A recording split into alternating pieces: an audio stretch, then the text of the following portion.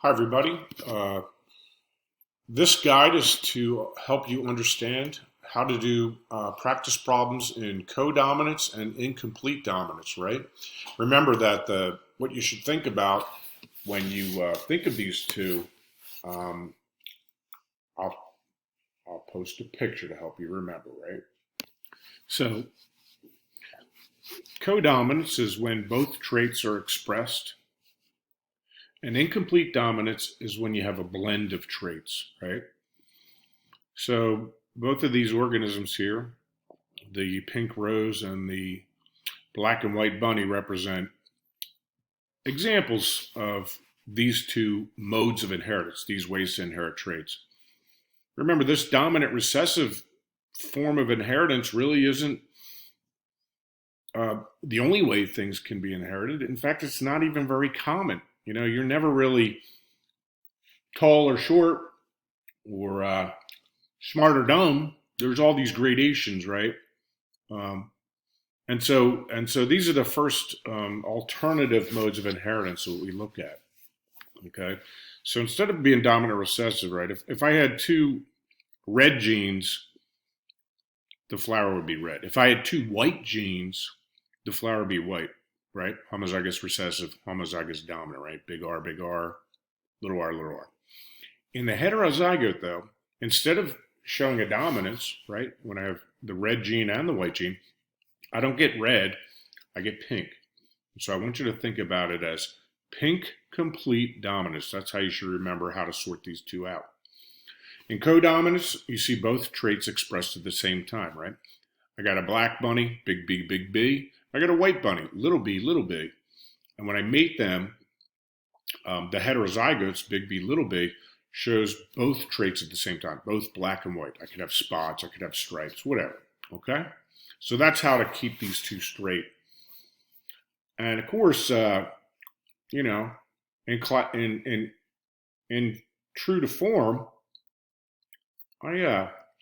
this first problem is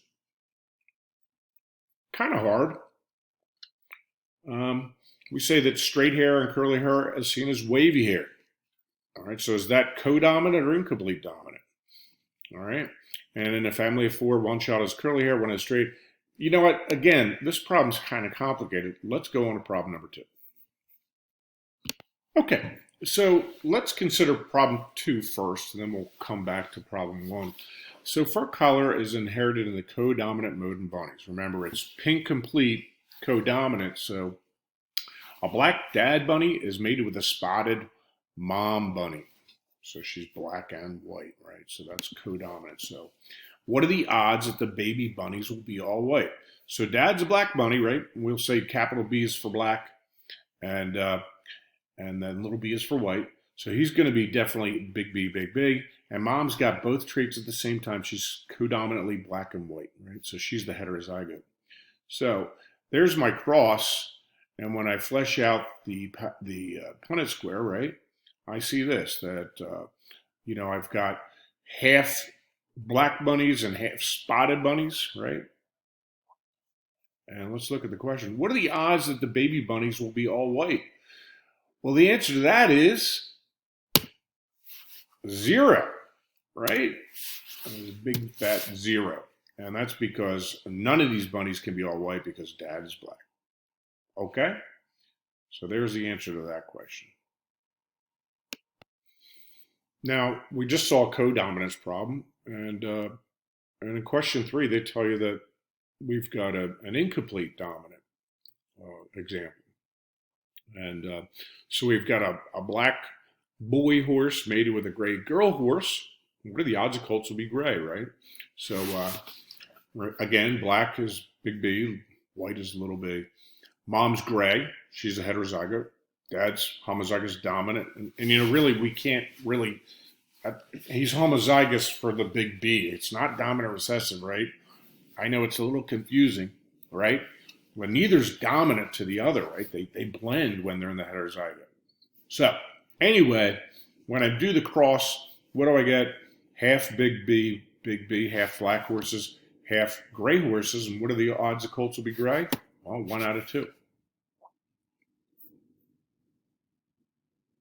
Okay, last but not least, and ironically, question problem number 1 is a little bit complicated.